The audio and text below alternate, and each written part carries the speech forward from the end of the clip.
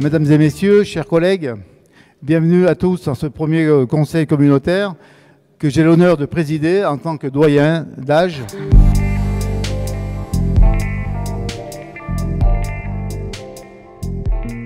Donc, conseil chargé d'élire le président et les vice-présidents, les membres des commissions et les représentants aux différents organismes extérieurs auxquels elles participent. Depuis 2 années de fonctionnement, avec la fusion de 4 communautés de communes, où je l'admets, les choses n'étaient pas simples. J'ose espérer qu'il y aura un changement dans cette nouvelle agglomération. Aujourd'hui, on s'aperçoit que les Français, pour les élections de leur maire, les ont boudés. Les urnes ne se sont pas en majorité remplies. Bien entendu, on a rappelé et évoqué le Covid-19, qui bien sûr a favorisé cette abstention, mais qui n'explique pas tout. Nous, Français, nous avons l'habitude toujours de comparer nos voisins avec des communes immenses. On dit qu'un maire peut gérer 60, 70 000 habitants et plus. Chacun a sa propre façon de vivre et de se gouverner. En obligeant des changements décidés par quelques technocrates et repris en majorité par les classes politiques, on éloigne la démocratie des habitants. Ce sont les petites communes, lors de cette crise sanitaire, qui ont réussi à dépanner nos habitants et à trouver des moyens pour faire face. Les résultats sont là.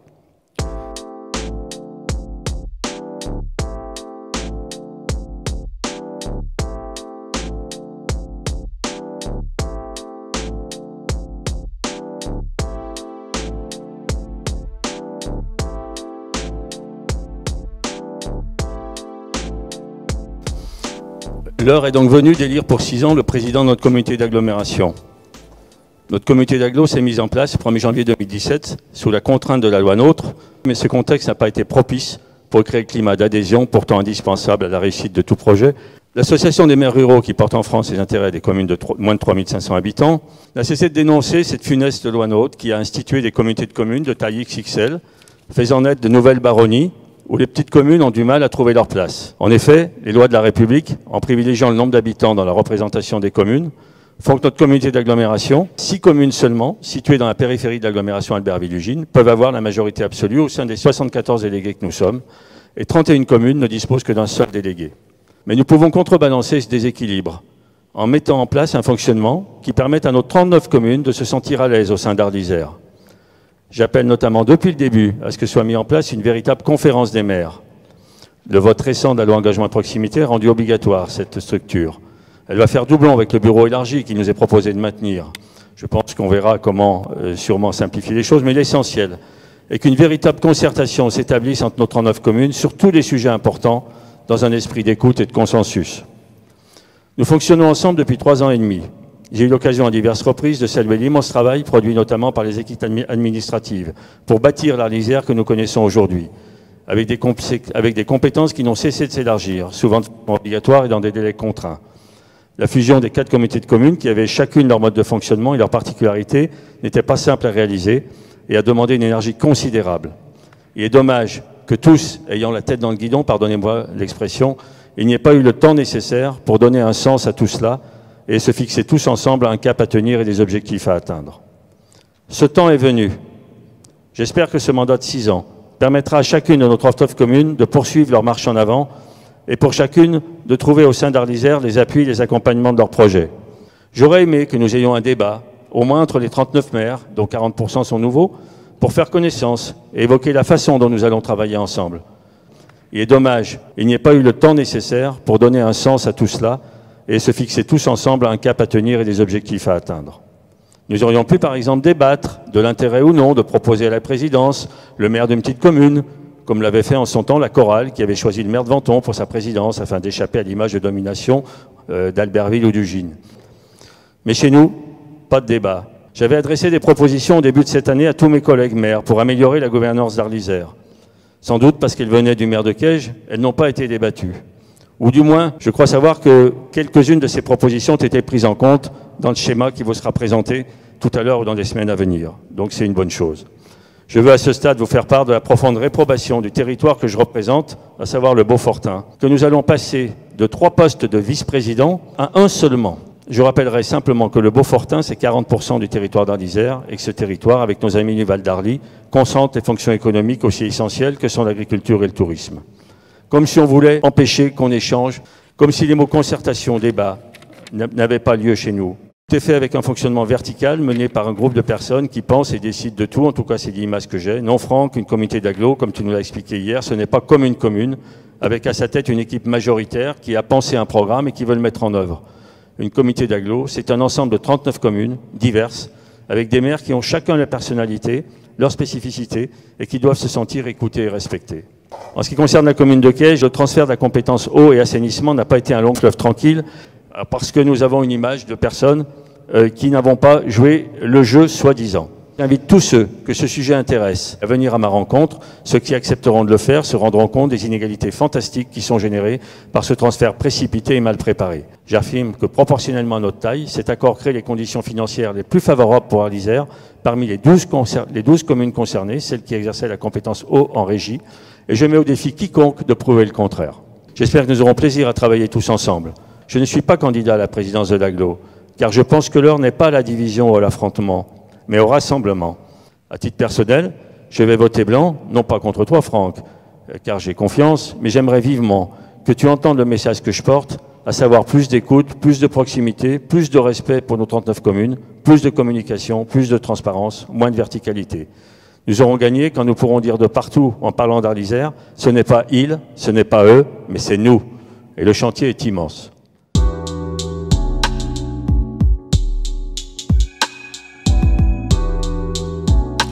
Très bien. Si je me permets de venir là, tout d'abord, bonsoir à tous et à toutes.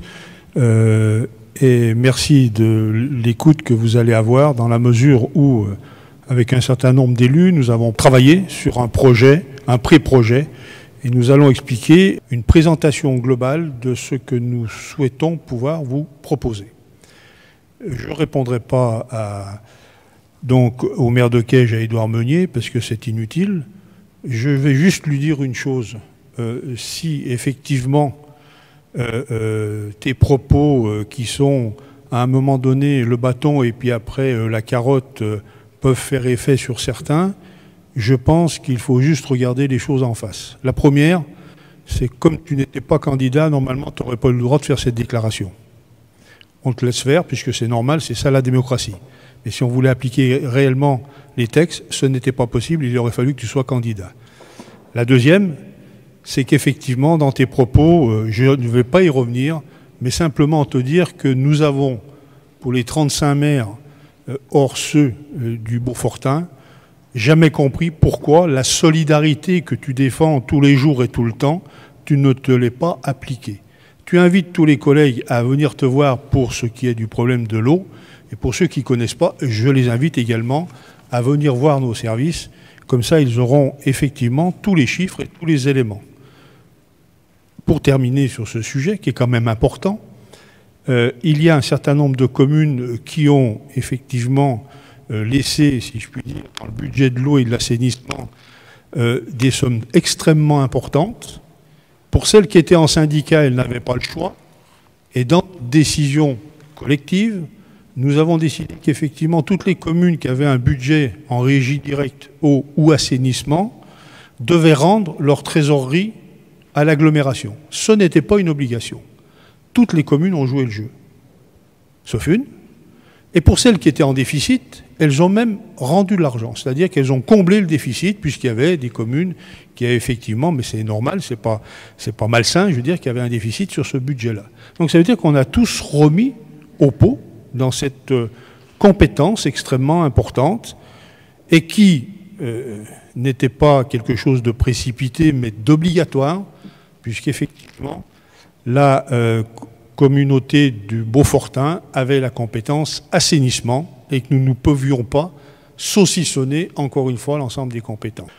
Alors, un petit rappel. La communauté d'agglo qui existe aujourd'hui, c'est 39 communes, c'est 62 000 habitants, proviennent d'une fusion forcée. Nous étions un certain nombre, notamment sur des compétences à partager. Et l'agglomération nous a permis effectivement d'être quelque chose qui pèse en Savoie. Nous sommes la deuxième agglomération de Savoie et qui nous amène à avoir des responsabilités dans un certain nombre de syndicats et autres. La deuxième chose, c'est que cette première étape, qui a duré seulement 3 ans, il y avait 4 communautés de communes avec des compétences complètement diverses qu'il a fallu fusionner et assurer toutes ces compétences.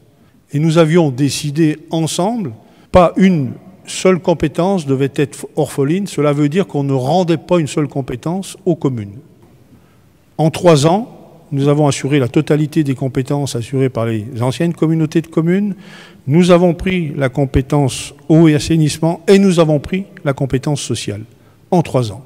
Alors, tu l'as souligné, effectivement, un grand merci à nos services, un grand merci à tout ce personnel qui s'est engagé pendant 3 ans pour servir nos habitants, tout simplement. Et aujourd'hui, on a enfin une structure qui est adaptée au fonctionnement nécessaire, indispensable et à l'évolution de nos propres compétences.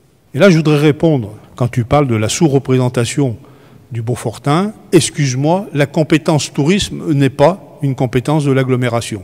La plus grosse compétence de l'agglomération, c'est l'économie. La deuxième, ce sont les transports. La troisième, c'est l'aménagement du territoire.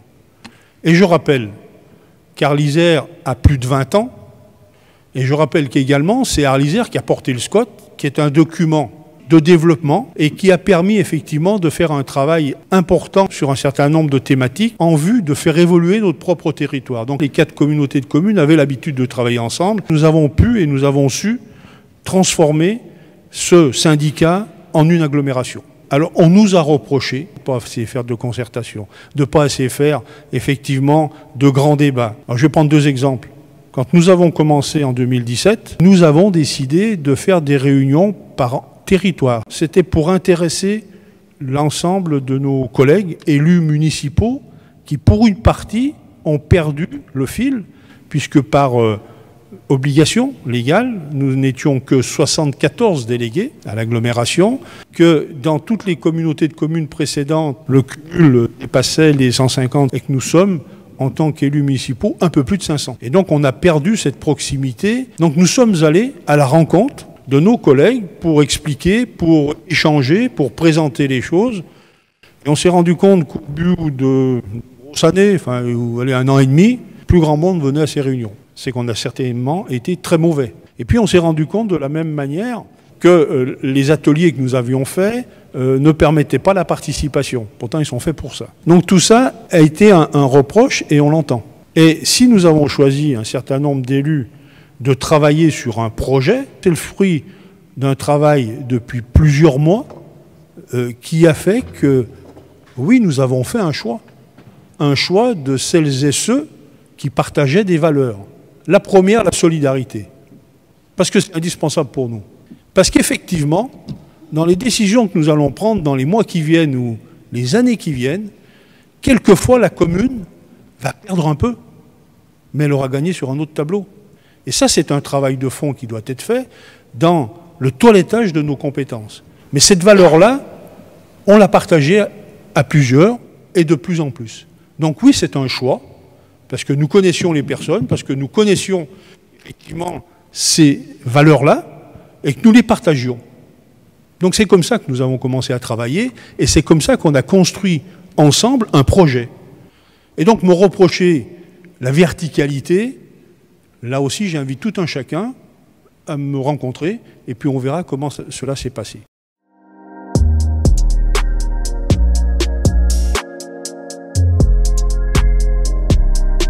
Tout d'abord, il est évident qu'on a un territoire qui est magnifique. Il est évident qu'on a un territoire où il y a peu d'équivalents entre une ville olympique, entre des secteurs industriels de pointe et voire de leaders mondiaux en secteur industriel, entre la proximité des stations et nos propres stations, puisque uniquement sur Arlysère, ce sont 55 000 lits touristiques qui existent. Quand on prend le Beaufortain, le Val d'Arly et une partie du bas, puisqu'on a des lits touristiques, c'est l'équivalent de la Grande Plagne et c'est l'équivalent, jusqu'à il y a 1 an en arrière, de toute la vallée des Bellevilles. Donc vous voyez un peu l'importance effectivement du tourisme, sauf que ce n'est pas une de nos compétences. La compétence est restée aux collectivités, support de station. Donc nous n'avons pas fait autre chose que d'accompagner, parce qu'un gros travail a été fait par Mireille, que je salue, qui est là, et Xavier Tournier, et d'autres, bien entendu, Philippe Mollier, de tout d'abord coordonner l'ensemble des actions concernant le tourisme, de coordonner les professionnels, vraiment de rassembler tout le monde, donc de mettre des moyens de l'agglomération sur cette prospective-là. Et puis en même temps, l'Office du tourisme du Val d'Arly, qui est en lien direct avec l'agglomération, puisque l'ancienne communauté de communes avait cette compétence, donc nous avons à assurer l'Office du tourisme du Val d'Arly, c'est un peu plus d'1 200 000 € par an, hein, c'est pas rien, mais c'est dans les finances de l'ancienne communauté de communes, et bien entendu, la maison du tourisme, la maison maintenant Tremplin 92 ici, maison du tourisme, qui a engrangé l'ensemble des offices du tourisme de toute la partie basse. Et donc, on a fait un travail, enfin les collègues ont fait un travail remarquable sur la coordination de ces politiques, sur la création de certains produits. On est dans ce mouvement-là. Donc vous voyez, cette partie touristique dont on nous dit c'est le tourisme le moteur, bien sûr que c'est un des moteurs, bien sûr que c'est une complémentarité, bien sûr que nos artisans ils vont travailler dans le Val d'Arly et dans le Beaufortain, voire plus loin.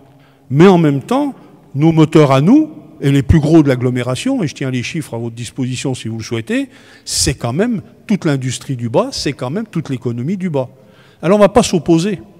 Parce que précédemment, il y avait des communautés de communes, précédemment, il y avait des territoires qui étaient identifiés, qui s'étaient organisés. Aujourd'hui, nous devons réfléchir agglomération. 39 communes, 62 000 habitants. Et c'est comme ça qu'on a travaillé pour vous présenter quels étaient, comment on voyait notre projet. C'est-à-dire que, effectivement, dans nos différentes orientations, on décline un certain nombre de, j'allais dire, de valeurs, voire ce que l'on peut imaginer.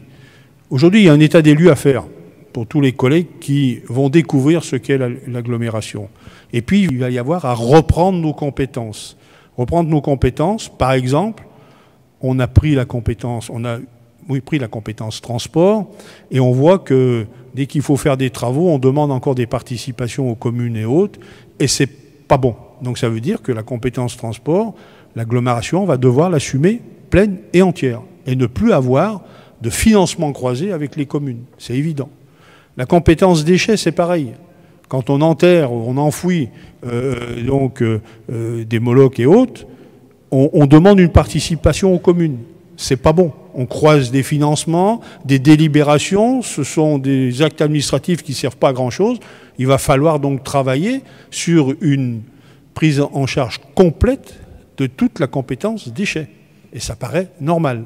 Et puis un travail extrêmement lourd à faire pour les déchets, qui va être, bien entendu, l'harmonisation de nos systèmes de collecte. Comment harmonise-t-on? On a deux systèmes de collecte sur l'agglomération. C'est le passé qui l'a voulu, mais maintenant, il faut se poser des questions. On ne pourra pas continuer comme ça.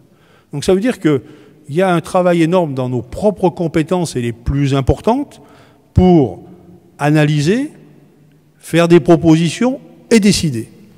Donc nous allons avoir, bien entendu, un certain nombre de sujets de ce type-là.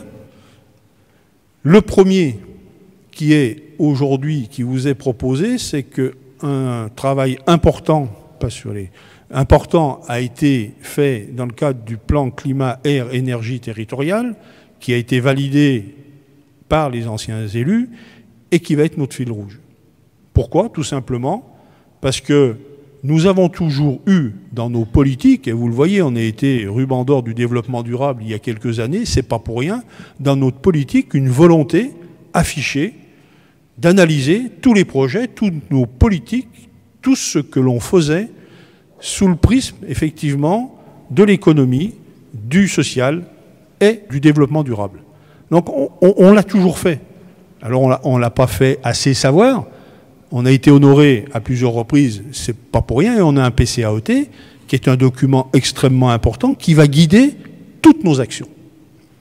Donc, après cette élection du président, il y aura élection des vice-présidents, et on va vous proposer que le premier vice-président couvre complètement toutes les politiques de l'agglomération, tous les projets de l'agglomération, avec ce fil rouge du PCAET, où on va imposer aux services comme aux élus des réflexions vraiment dans cette recherche-là de l'optimisation de nos politiques.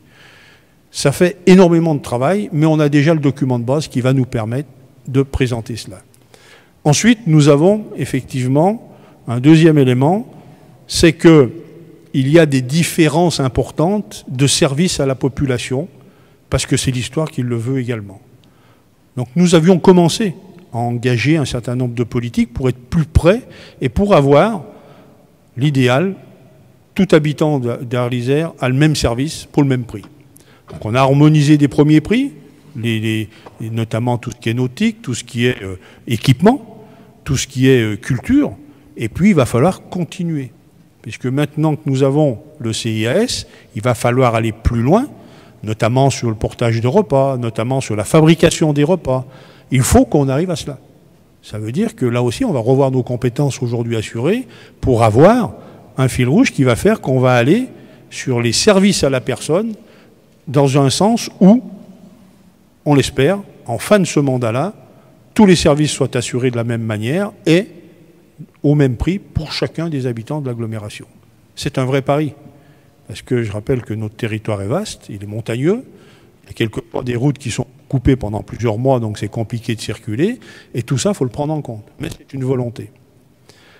De la même manière, on a commencé sur le précédent mandat, à assurer des services auprès des communes. On sait très bien que dans les années qui viennent, des secrétaires de mairie, ils s'appelaient comme ça à l'époque, qui faisaient tout, on va plus tellement en trouver pour des communes petites et moyennes. Et ça va être de plus en plus vrai, pour plein de raisons. Ces hommes et ces femmes qui étaient remarquables, c'est terminé, on le sait. Et on a déjà des premières communes qui ont des difficultés pour assurer un travail auprès des élus, c'est-à-dire les finances, enfin tout ce qu'il y a à faire dans une commune, et c'est pas rien, même si dans chacune des communes, nous avons perdu des compétences. Donc là, de la même manière, Arles-Isère s'est déjà engagé auprès d'un certain nombre de communes avec une contractualisation pour assurer un certain nombre de services supports pour les finances, pour les ressources humaines, pour le juridique. Nous allons amplifier ce mouvement-là. Et on va même proposer, c'est pas écrit comme ça, proposer, y compris d'embaucher du personnel de haut niveau pour permettre justement cette aide, cet accompagnement auprès des communes qui vont se retrouver en difficulté. Et on sait malheureusement que ça va s'amplifier. Donc nous devons le faire. Que les communes se regroupent ou se regroupent pas, c'est un autre sujet. C'est leur propre problème, mais ce n'est pas le nôtre. Donc en tant qu'agglo, c'est ce que nous allons proposer. Nous allons également, puisque ce sont des actions qui sont d'ores et déjà engagées, qui sont même subventionnées, assurer la proximité, notamment auprès de tous nos collègues élus du territoire, donc de tous les conseillers municipaux, en équipant toutes les communes, puisque la consultation est partie, toutes les communes de visioconférence, c'est-à-dire chaque salle de conseil municipal va être équipée totalement, et ça veut dire que tous nos débats seront effectivement systématiquement transmis. Et on va proposer que nos collègues puissent poser des questions, alors 15 jours à l'avance, parce qu'autrement, ça sera un peu compliqué, donc ça veut dire qu'il faut qu'on diffuse préalablement, bien entendu, l'ordre du jour, que les questions sont posées et qu'on puisse répondre en direct. Parce que ça paraît normal. Et donc, dans ce travail-là, cet équipement-là, c'est l'agglo qui va le prendre en compte pour avoir effectivement un service qui permette à tout un chacun de pouvoir participer. Il peut aller à la salle du conseil municipal, qu'il soit élu ou pas élu d'ailleurs, et participer. Et puis, dans le même acabit, nous avons fait des vérifications juridiques, parce que jusqu'à 2 jours en arrière, nous n'avions pas ça. Nous allons proposer que toutes les mairies soient représentées dans toutes les commissions dites opérationnelles. Il y en a 22 aujourd'hui, si je ne me trompe pas, c'est-à-dire la commission eau, assainissement, la commission... Enfin, tout cela, on va rapidement le voir tout à l'heure. Et donc, de pouvoir, non pas accepter, puisque la loi nous le permet, de pouvoir permettre à chacun des élus municipaux de remplacer son maire. Il n'est pas délégué ici, mais il pourra être dans chacune des commissions. C'est-à-dire que toutes les communes et toutes les bonnes volontés pourront être dans les commissions opérationnelles. On n'aura qu'une limite, c'est le nombre de personnes. Parce qu'autrement, on sait qu'on ne peut pas travailler à 25 ou 30, au-delà de 15, 18, enfin peu importe, on verra bien. Et donc nous avions fait l'exercice précédemment. Et donc pour représenter proportionnellement, encore une fois, les territoires, Nous allons donc demander à toutes les communes de nous donner les désignations et surtout de s'inscrire dans toutes les commissions qui les intéressent. Et ensuite, regarder, puisqu'on va proposer qu'il y ait 2 représentants du Beaufortain, 2 du Val d'Arly, 3 de l'ex-CCHCS et 5 de l'ex-Choral. Un petit point là-dessus. Ex-Choral, c'est 60 à 70% sur tous les chiffres qu'on peut regarder de l'agglo. Donc quand j'entends Édouard dire on est sous-représenté, excuse-moi, l'ex-Choral est aussi largement sous-représenté. Donc il faut juste remettre les choses où il le faut. Et on n'a jamais rien dit, parce qu'on a toujours essayé de travailler, encore une fois, avec le regard de l'intérêt de nos habitants, parce que c'est le seul souci qu'on doit avoir, et de la solidarité.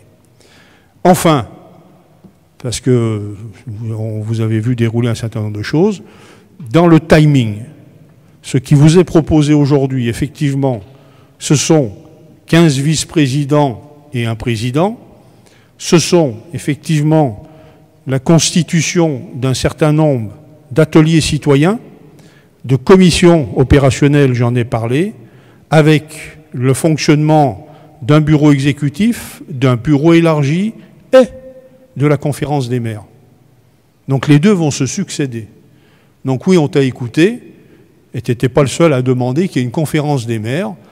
Précédemment, qu'est-ce que veut dire bureau élargi? C'est que nous avions des représentants de syndicats qui avaient été absorbés et qu'il nous semblait important qu'au bureau élargi, il n'y ait pas que les maires, mais également des représentants de ces syndicats, les présidents, voire les vice-présidents, parce qu'ils avaient une connaissance parfaite des dossiers et que ça facilitait quand même le travail. On était dans la reprise et l'obligation de faire au moins aussi bien que ce qui se passait avant. Donc ça, c'est la raison pour laquelle le bureau élargi est de cette taille-là. Donc aujourd'hui, on propose une convention des maires qui sera, pour ne pas multiplier les temps de réunion, qui sera suivie par un bureau élargi, où on retrouvera un certain nombre de collègues, et notamment les vice-présidents qui ne seraient pas maires, pour travailler, là aussi, en termes d'efficacité. Parce que multiplier les commissions, multiplier les réunions, c'est pas comme ça qu'on fera avancer beaucoup notre agglomération. Et puis, il faut juste penser à une chose, c'est que jusqu'à maintenant, l'agglomération, ça a été aussi le rassemblement de tout le personnel qui venait de différents horizons. Encore une fois, avec des méthodes différentes, avec des approches différentes. Et que notre personnel aujourd'hui, qu'il faut encore une fois saluer, eh bien, fait un travail qui est adapté à nos propres politiques. Donc on va avoir un choix. Soit on multiplie le personnel, et puis effectivement, on a des frais de fonctionnement qui sont énormes, soit on engage les élus dans véritablement, non pas un travail de service, mais un accompagnement des services, et c'est la raison pour laquelle, en termes de propositions, encore une fois, il y a 15 vice-présidents, il va y avoir 24 ou 25 conseillers délégués pour accompagner toutes les démarches que nous allons faire. Et c'est comme ça qu'on arrive à optimiser le fonctionnement de nos services. Aujourd'hui, ça correspond au fonctionnement que nous avons, et nous allons vous proposer que ce travail-là, on ne pourra pas organiser les ateliers citoyens avant septembre, parce qu'il faut que les gens puissent s'inscrire, il y a un certain nombre de choses. On pourra difficilement organiser les commissions opérationnelles avant septembre. Il y en aura, mais les collègues, il va falloir qu'ils s'inscrivent et qu'on regarde l'organisation. Donc là aussi, ça va être septembre. Donc en septembre, on sera sur ce schéma-là.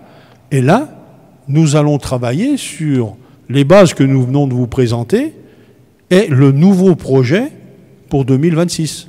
C'est-à-dire les 5 ans qui va nous rester. Parce qu'en septembre, on va avoir le budget à préparer. On aura des projets, ils sont ce qu'ils sont, mais on aura un budget à préparer, puisqu'à l'agglomération, nous votons le budget en décembre pour être encore plus opérationnel. Et donc, ça veut dire qu'effectivement, septembre, octobre, novembre, décembre, il y aura le budget à préparer et il y aura le projet à préparer. Et qui amènera ensuite, éventuellement, des évolutions, tant dans notre organisation que dans les délégations.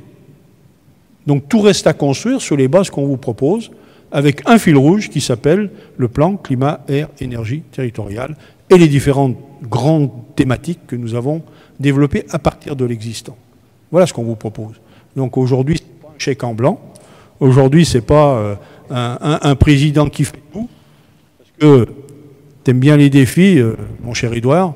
Moi, je mets au défi quiconque de me mettre à défaut sur une décision que j'aurais prise tout seul sans qu'elle vienne d'une commission. Enfin, pour terminer, nous avons 2 outils opérationnels qu'on vous présente ici. Donc l'agglomération va être le porteur des compétences que nous avons, va porter également l'ensemble des services supports, c'est-à-dire tout ce qui est finance, tout ce qui est RH, et a 2 outils aujourd'hui. Donc le CIAS qui fonctionne déjà comme ça, il n'y a plus de services support dans le CIAS, tout est intégré dans l'agglomération.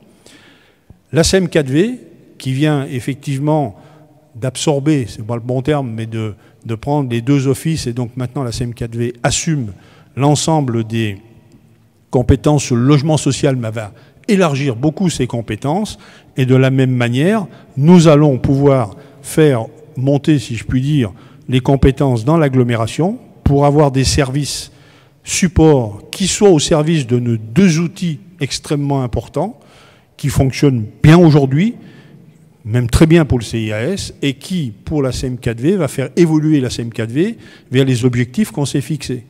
C'est-à-dire des opérations dans lesquelles nous serons présents, bien sûr de continuer tout ce qui est le logement social, tout ce qui est la réhabilitation, la construction neuve, mais même sur la construction neuve, nous serons en partenariat, parce que la SEM4V va nous permettre de financer une partie du logement social par les opérations que nous allons faire. Même si, pour certains, c'est utopique, ce sera une réalité, et vous le verrez, je pense, dans quelques mois, voire années peut-être, mais certainement dans quelques mois.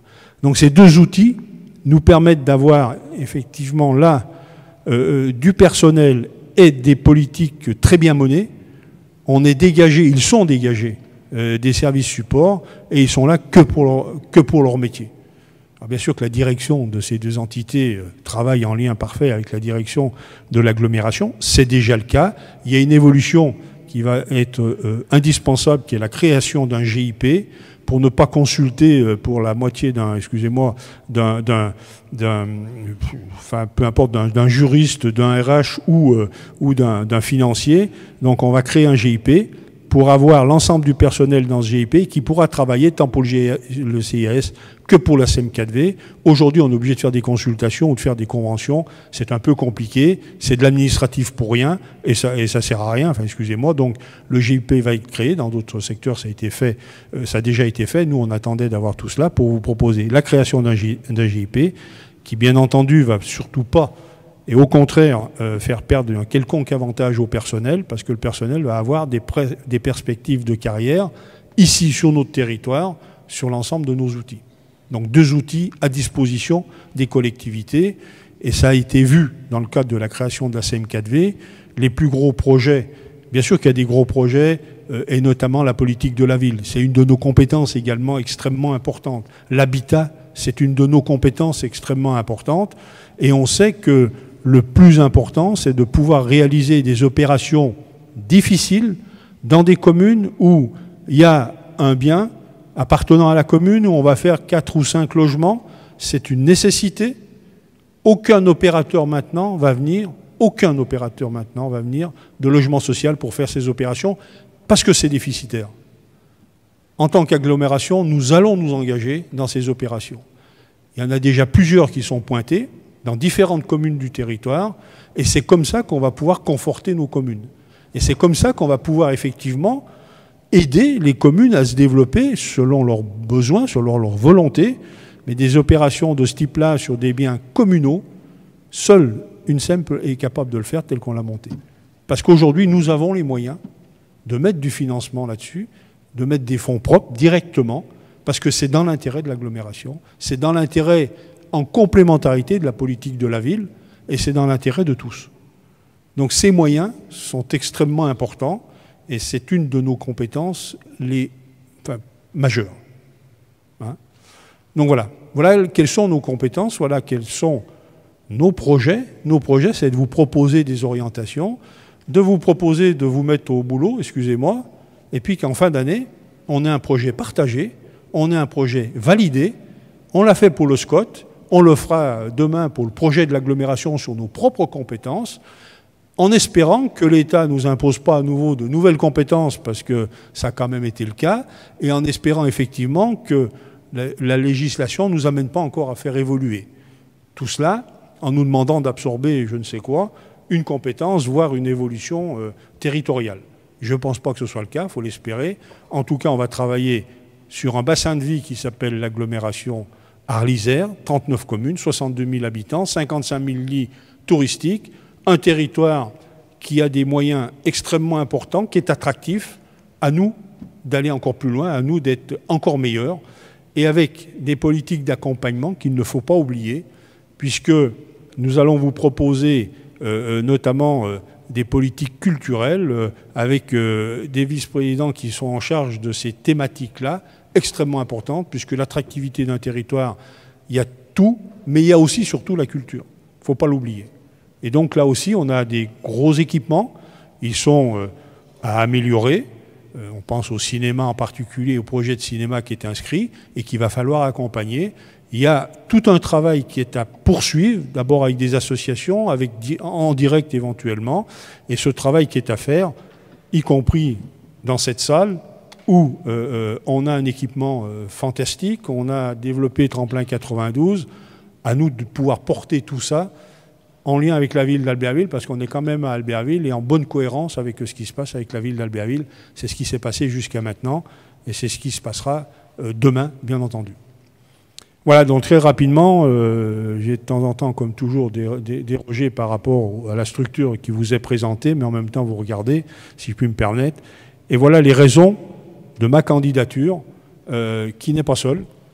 J'ai 15 autres collègues. En nous faisant confiance, aujourd'hui, alors il y a des élections, donc chacun est libre, bien entendu, de se positionner comme il le souhaite. Il y a des élections, mais ce n'est pas que le président que vous allez élire pour cette première, c'est tous les 15 autres collègues que vous allez élire, puisqu'on est sur un projet complètement partagé, travaillé, et qui est un projet qui va permettre à chacun de pouvoir s'exprimer et de co-construire ensemble notre nouvelle agglomération. Merci de votre écoute.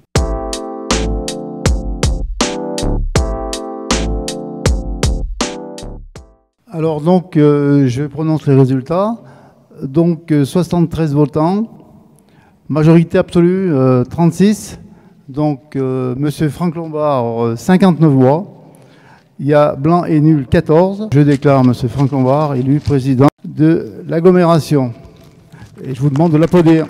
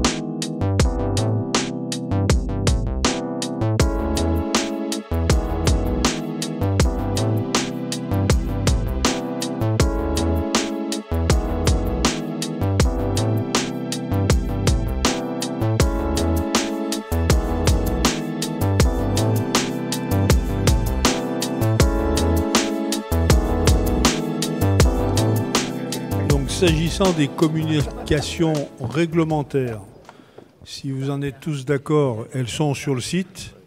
Je ne vais pas vous les lister. Et puis chacun pourra se rendre sur le site, bien entendu, et voir toutes les communications, c'est-à-dire l'ensemble des décisions qui ont été prises. L'ensemble des actes sont donc répertoriés et vous y avez accès, bien entendu. Ensuite, délibération numéro 5, lecture de la charte de l'élu local.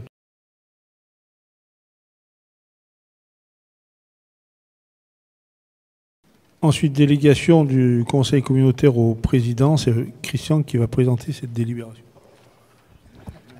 C'est donc exactement la même délibération qui avait été prise précédemment. Donc c'est les délégations du conseil communautaire au président sur certains points, notamment que ce soit sur les régies, avec le montant des marchés qui est limité à 214 000 €. Sur les décisions d'avenant également, si ça, il ne faut pas que ça dépasse 5%. Donc les indemnités des élus, donc elles sont régies suivant le code général des collectivités territoriales. Vous savez que, comme dans les communes, il y a une enveloppe indemnitaire globale.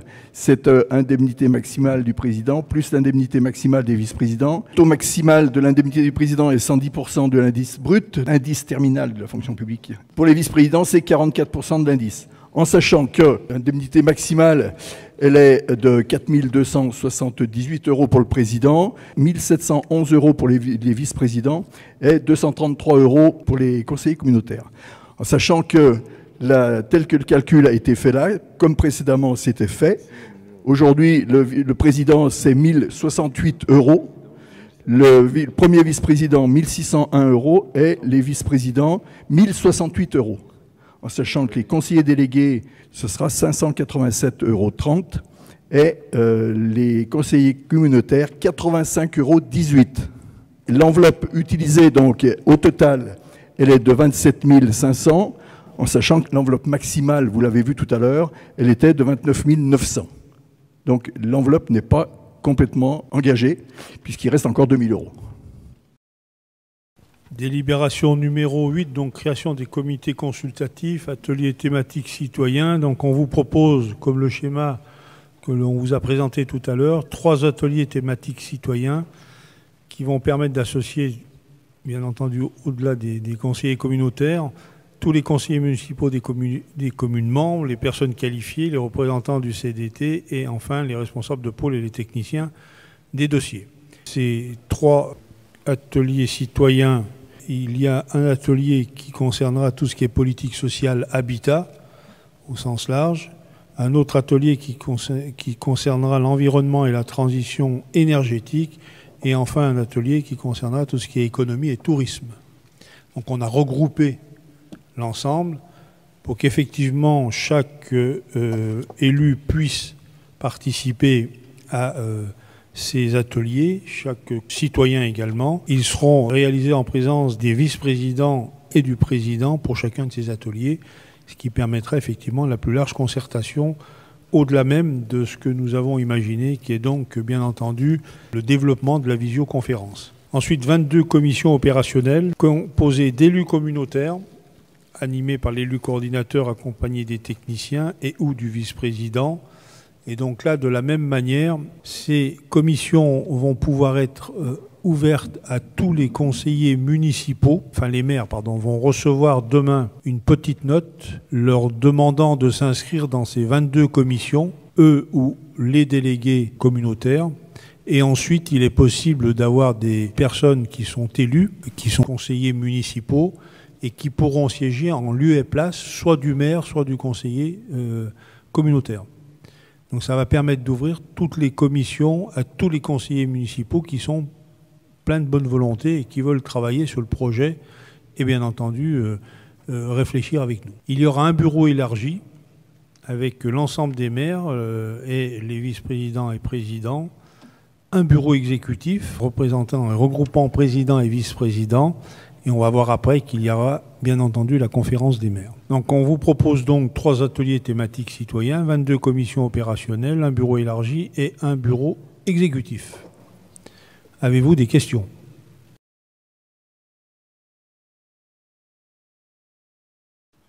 Ça n'a pas été discuté, on va en discuter en bureau exécutif, on donnera la réponse. On va en parler. Je ne vais pas te donner la réponse tout de suite. Ce sera évoqué dès lundi. Comme ça, on pourra vous répondre immédiatement.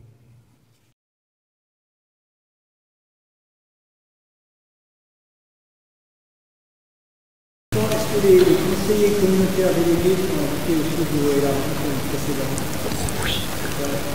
Aujourd'hui, non. D'accord. Ça dépendra des thématiques où on demandera effectivement aux conseillers délégués de pouvoir venir présenter le dossier. Puisque le bureau élargi, trop élargi, a été une des, j'allais dire, des grosses critiques qu'on a eues jusqu'à maintenant. Ce qui est un petit peu dommage. Donc ce qu'on va faire, c'est que, si chaque conseiller délégué, quand il aura un dossier et qu'il aura avancé avec son vice-président, pourra venir au bureau élargi pour présenter le dossier. Ensuite, nous avons la création et composition de la conférence des maires. Donc là aussi, qui a été demandé. Donc on vous propose de créer la conférence des maires où il y aura uniquement les maires qui seront présents, voire des personnes qui sont élues et qui, pour un maire absent, peuvent les représenter, bien entendu, le premier adjoint en particulier. Ensuite, nous avons tout un tas de représentations, désignations et élections, notamment des différentes commissions dites obligatoires. Donc là, on va être obligé de les passer les unes après les autres, ce qui semble normal. Donc, conseil de développement, désignation du représentant de l'agglomération au sein de ce comité. Auvergne-Rhône-Alpes, ça concerne l'économie. Donc, il vous est proposé de présenter Frédéric comme dans cette instance. Membre de la commission d'appel d'offres. 5 délégués titulaires, 5 suppléants. Patrick Mirchaud, Hervé Bernaille, Philippe Mollier, Christian Rocaz, Emmanuel Huguet comme titulaires, suppléants Pierre Loubert, Jean-Pierre Jarre, Christiane Détrat, André Verretto et Christian Frison-Roche. Ensuite, nous avons délégation au service public transport. Donc ici, 5 délégués, 5 suppléants. Jean-François Brugnon, Christiane Détraz, Joël Gachet, Claude Reville-Baudard, Bernard Braghini. Et on vous propose en complément, sauf s'il y a des personnes qui sont intéressées pour la suppléance. Je rappelle que tous nos transports sont organisés avec une DSP et que donc c'est cette commission qui va donc travailler d'une part sur la DSP et d'autre part sur effectivement l'évolution ou pas, puisque une des questions est éventuellement de reprendre les transports complètement et intégralement en régie. Vrai sujet. Parler d'autres sujets, mais celui-ci est un sujet extrêmement important. Donc, on vous propose, en suppléant de Claude, Hervé Muraz. Et puis, pour Bernard, on propose Christian Frison-Roche. Délibération numéro 13, DSP Cinéma communautaire. Donc, vous voyez, titulaire et suppléant, et la suppléante d'Emmanuel Huguet, il vous est proposé Séverine Vibert, élue de Beaufort. DSP assainissement, 5 titulaires, 5 suppléants. Pour le 5e, Jean-Pierre Jarre sera le suppléant de Jean-Claude Sibuet. Délégation de service public eau potable. Nous sommes au complet. Ensuite, nous avons commission de concession plateforme bois. Donc, il manque 2 représentants qu'on vous propose, en plus de nos représentants, Serge Dalbianco comme titulaire et François Gaudin comme suppléant. Ensuite, délibération numéro 17, concession aérodrome. Et donc, le suppléant de Claude Duret sera François Gaudin. Délibération numéro 18, commission consultative des services publics locaux.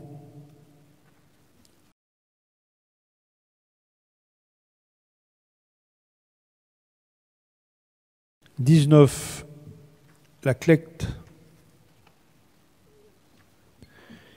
Donc on vous propose le bureau élargi.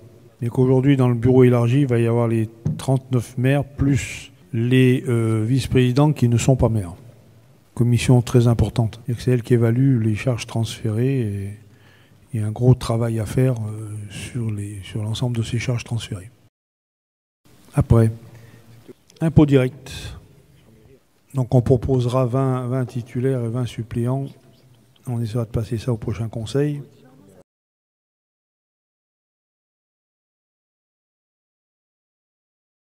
L'accessibilité, Donc on vous propose la liste suivante. Là, c'est la commission qui donc examine l'ensemble des contrats, notamment avec le département de la Savoie, le contrat territorial Savoie, et avec la région pour le CAR.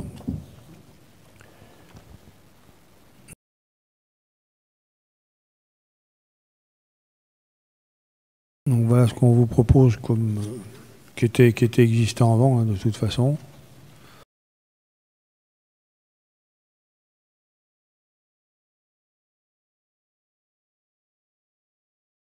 Donc pour le CES, il y a donc, je rappelle, dans ce cadre-là, 32 membres du conseil d'administration, 16 élus proposés par l'agglomération et ensuite une liste de personnalités qualifiées qui sont donc proposées par l'exécutif. Donc aujourd'hui, voilà la liste des 16 administrateurs élus. SEM4V, donc là nous sommes dans une phase transitoire. Nos représentants vont assister à une seule réunion. Ensuite, il faudra qu'on redésigne de représentants et on vous propose André Verretto comme administrateur, puisqu'il en charge le logement, et puis 3 censeurs qui, de toute façon, ne vont même pas faire la réunion éventuellement. Puisqu'après, je rappelle que l'agglomération va être majoritaire, et donc nous aurons à désigner 4 représentants de l'agglomération et éventuellement des censeurs. Donc on va attendre voilà, il va y avoir une réunion du conseil d'administration qui va valider l'ensemble des changements dans l'organisation et bien entendu la répartition du capital. Et ensuite, on aura à nouveau des désignations qui seront faites en septembre ou octobre. SEM Agriculture. Emmanuel Huguet. SAS Horizon. Donc c'est pour l'opération de méthanisation sur la commune de Tournon. Donc Sandrine Berthet, maire de Tournon. Et puis ensuite tous les autres, j'ai vu avec le plus grand nombre, donc on va balayer les propositions qui sont faites. Pour la simple et bonne raison que d'une part, ça nous permet effectivement de désigner tous nos représentants. Et d'autre part, s'il y a quelques ajustements à faire, à chaque conseil, on peut, pour des raisons diverses et variées, si je puis dire, on peut faire des modifications et des réajustements, qu'on soit bien d'accord. On n'est pas parti pour 6 ans, sauf si tout va bien. Sur les désignations, ça peut être une découverte pour certains d'entre nous et donc pas obligatoirement quelque chose qui convienne et inversement. JIDA, Emmanuel Huguet. Commune forestière, Julien Bénard et Emmanuel Huguet, titulaire suppléant. Savoie Déchets. Voilà ce qui vous est proposé. Ensuite, donc là on attend les désignations par les communes. On est d'accord? Il faut qu'on les... On n'a pas de nom, hein?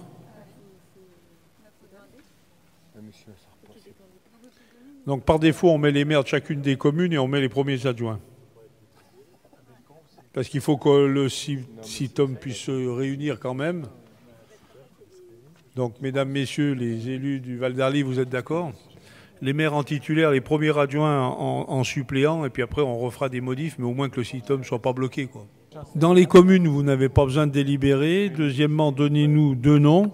Et nous, il faut qu'on retrouve 6 noms supplémentaires. 1, 2, 3, 4, 5 noms supplémentaires.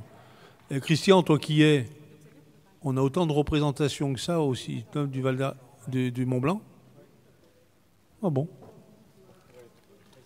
Revue la semaine prochaine. SMBVA. Voilà, 13 délégués, 13 suppléants. Tonnézol, Jean-Pierre, on peut te mettre en suppléant? Oui, d'accord, merci. Pour Saint-Nicolas, Madame le maire, d'accord. Et puis à Londaz, Madame le maire. Très bien. Quenos, Christian, sur ces sujets-là. Et Crévolant, on met premier adjoint. Et puis Venton, Claude, comme suppléant. D'accord, merci. Ensuite, 32, Cisarc. Il nous manque 2 représentants de Frontenex. Notre-Dame-des-Millières, monsieur le maire. Ah non, il dit dans ton premier... il s'appelait son premier adjoint. Philippe Guérin, ouais. Philippe Guérin, d'accord. Serge à Saint-Vital et à Palu James. Numéro 33.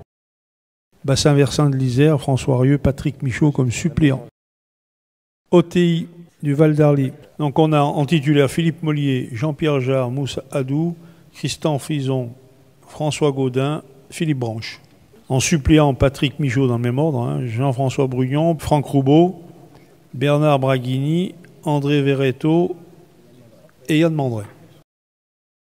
Maison du tourisme, c'est 8 membres de droit. Sophie Bibal ne tient pas trop à cette délégation, donc y a-t-il d'autres candidats? Éric Rousseau. 36. Maison des Jeux, un représentant Philippe Mollier. 37. École de musique et de danse, nous sommes au complet. Pierre, Sophie, Pascal, Jean-François et Séverine. ADAC. Pierre, Sophie, Jackie, Claudie, Eric et Séverine. Mission locale jeune, Jean-François, Christian, les deux Christian, pardon, et André Verretto. 40, donc nous sommes après à l'EPFL. Donc Michel, André, Alain et Emmanuel en titulaire, Jean-Pierre, Pierre, Sandrine et Édouard en suppléant. 41. Donc Frédéric en tant que représentant de l'agglomération au conseil d'administration et à l'assemblée générale de l'Assas. 42. Jean-François Brugnon pour l'écomobilité Savoie-Mont-Blanc. 43. Dallot, c'est le droit au logement, donc André Verretto. Ensuite à l'ADIL, c'est Bérénice qui nous représentera. Ensuite ASDER, on vous propose Bérénice également. Délégué au comité national d'action sociale de CNAS, Christian Rocaz. OSDES, Joël Gachet, sachant qu'on a d'autres représentants par l'association des maires, hein, qu'on soit bien d'accord, donc on a complété également. L'association donc Qualité de l'air, Bérénice et Jean-Claude comme suppléant. 49. Suivi du site UJTEC Raphaël Thévenon. Conseil de surveillance du CHAM, donc Emmanuel Lombard et Claude Duret. Ensuite, pour les différents collèges et lycées. Voilà la liste que nous avons arrêtée. Donc, c'est une représentation territoriale, bien entendu. 52. Christian pour la protection des données personnelles. Eau potable, qui est-ce qui veut être à la régie d'eau potable? Bernard Braghini, d'accord. Très bien. 54, c'est pour l'assainissement, pour notre régie. La liste est complète également.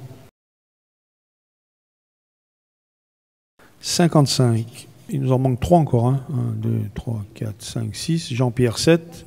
François Gaudin 8. Philippe Branche. C'est une régie qui va être soldée. Aérodrome, il en manque 2.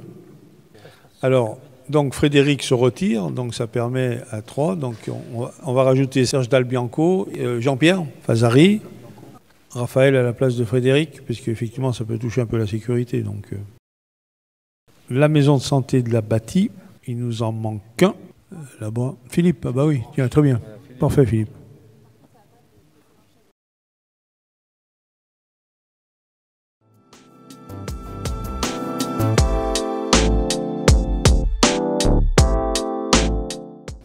Bien, écoutez, bonne soirée et désolé de la longueur, mais bon, la prochaine fois, il n'y a que 80 délibérations. Hein. Je laisse ma place.